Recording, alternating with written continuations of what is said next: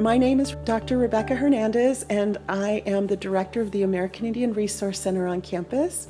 I am Mescalero and Warm Springs Apache, and today I'm going to talk with you about American Indian art.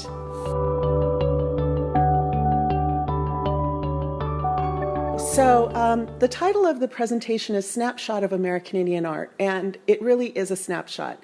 There are so many other kinds of art that didn't get included. I encourage you to do some more research if you find yourself really inspired by what you see here today.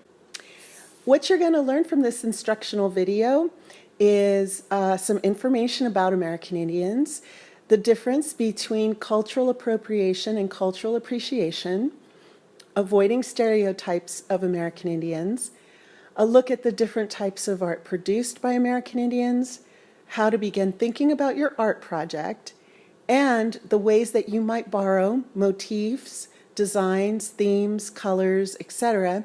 from American Indian art and use it in your project. So we'll first begin by taking a quick look at this Native America generally. So there are 573 federally recognized tribes in the United States. Every tribe is unique and has their own particular artistic style. There is a wide variety of materials that are used by Native artists. It is important that you try to learn some things about the artwork you borrow ideas from, and remember to avoid stereotypes.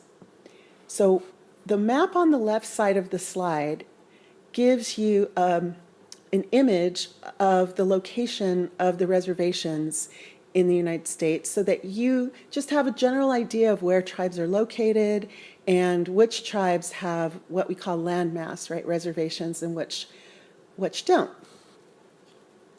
And I also want to mention that during this presentation, I'll be using American Indian, Indian, Native, and Native American interchangeably. All are correct to call us. So the first thing that we want to just jump right into is that of stereotypes. Stereotype is a widely held but fixed and oversimplified idea of a particular person or thing. So this is a particular issue with American Indians, and so I want to just help you to avoid some of these things in creating your object. So on this next slide are images of what we would consider stereotypical ideas of being Native. Up in the left-hand corner of the slide, you see a little cartoon that I found, and someone is speaking to someone else saying, "Really? You don't look like an Indian." And in this person's mind, there is a Native on a horse, Pocahontas, the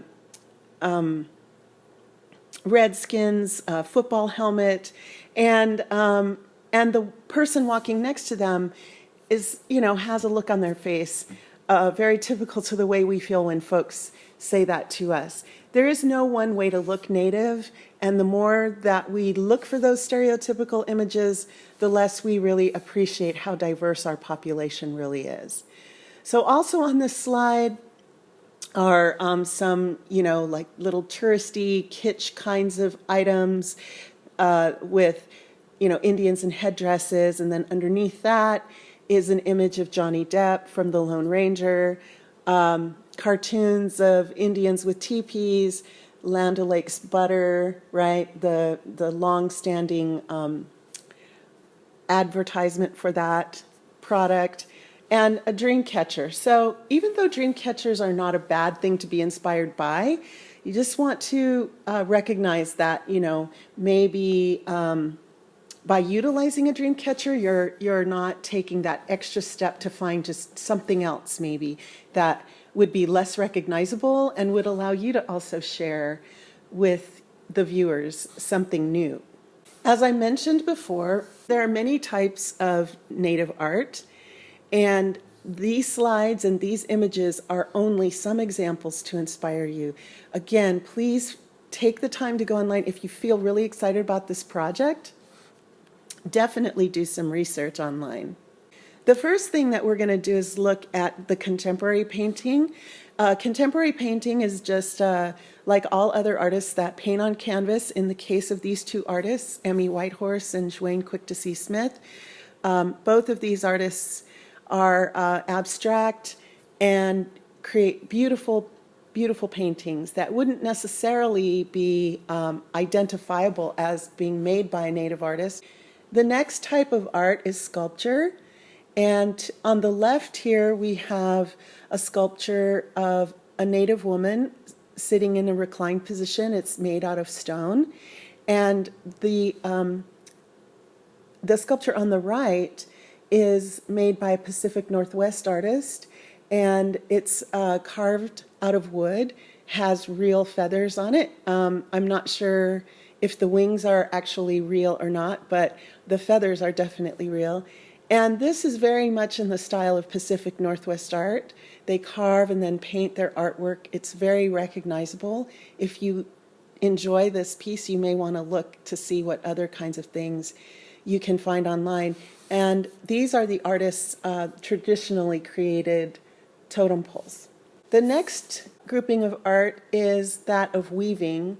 Sometimes people call them blankets, sometimes they call them rugs.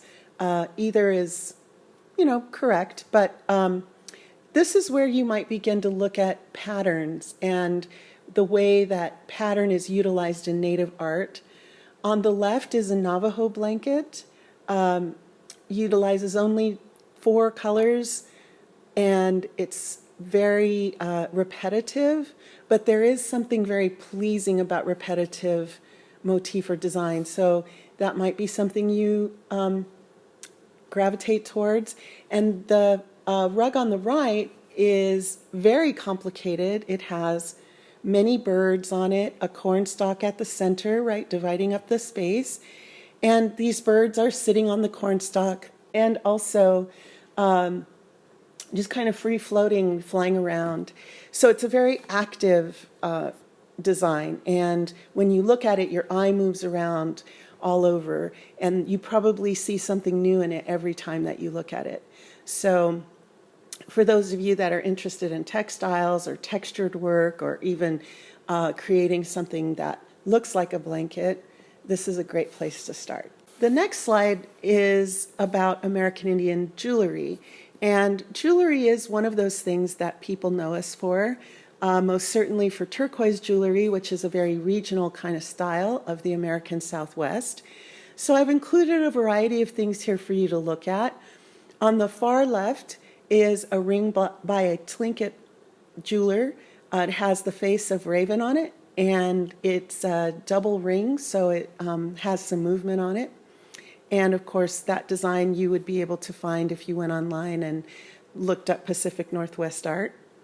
The center image is someone wearing some jewelry and a variety of necklaces that utilize silver, turquoise, coral, and it looks like a variety of other stones on that orange-purple necklace.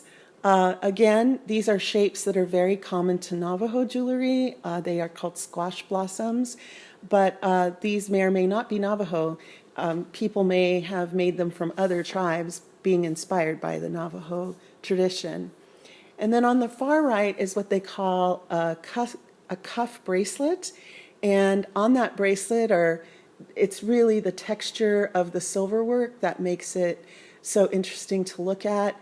The implementation of stones, the crosses, and then again, the texture of the silver really is eye-catching, and I'm sure you can imagine what that would look like on someone wearing that. So you can borrow these textures when you're thinking about what you want to create.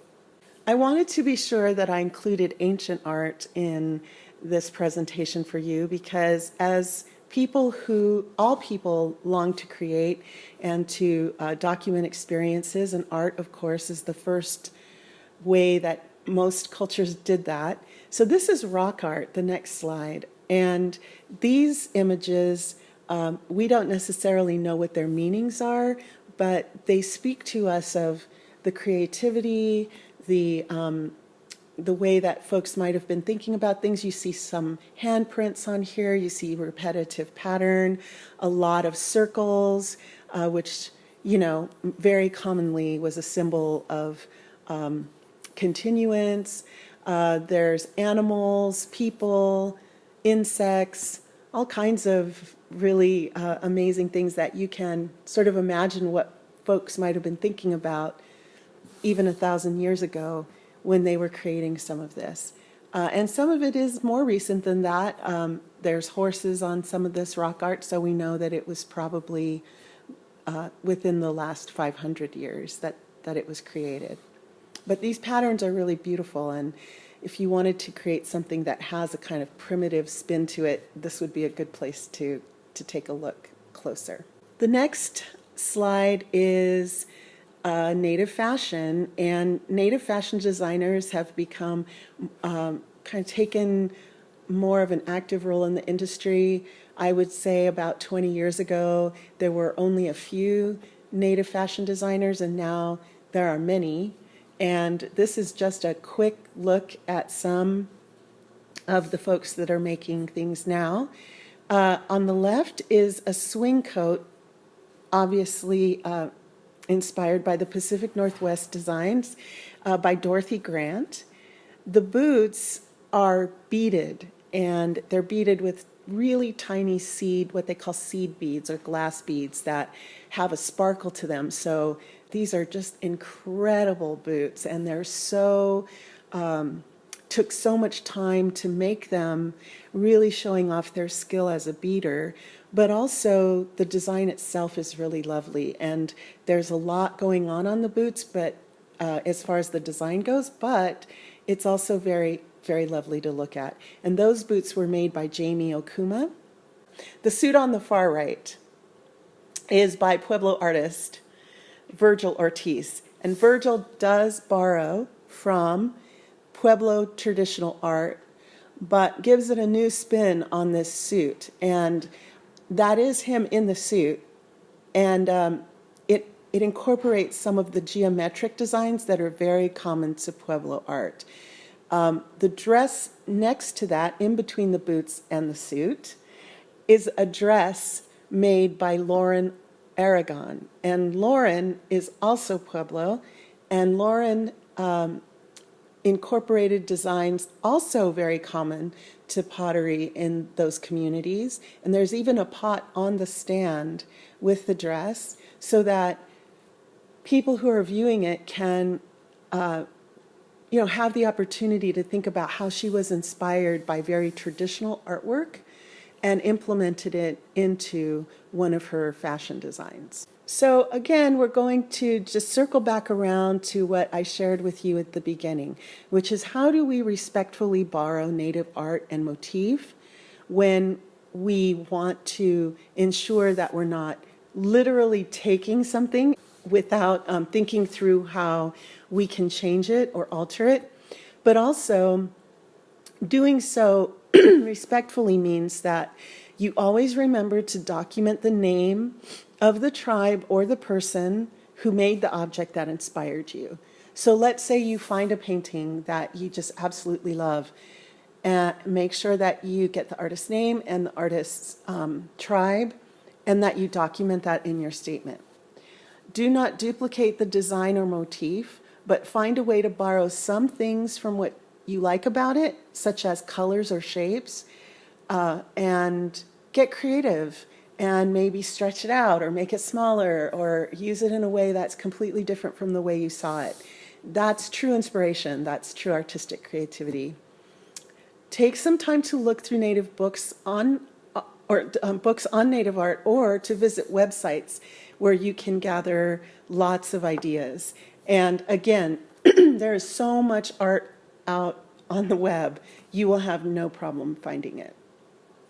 And I also want to take a moment to share about what the difference is between appropriation and appreciation. So when we appropriate something, it means we just take it without much thought. We don't, we lean into things that are familiar, stereotypical, And when we appreciate something, we move into our own creativity. We take something and think about it, change it, and enjoy that creative process. So that's the difference between those two things. And I really encourage you to step out of your comfort zone a little bit and maybe find some art that you're unfamiliar with and create something brand new that you can share with all of us. So thank you for watching the video, and I look forward to seeing all of your beautiful artwork. The last slide on the presentation is my contact information. I am the director of the American Indian Resource Center. My email is here, my direct office line, and then also the website for our center. I encourage you to come by and visit, take a look at our website, check out our Facebook page if you're interested in knowing about the kinds of programs that we offer. Again, thanks so much, and I look forward to seeing your art.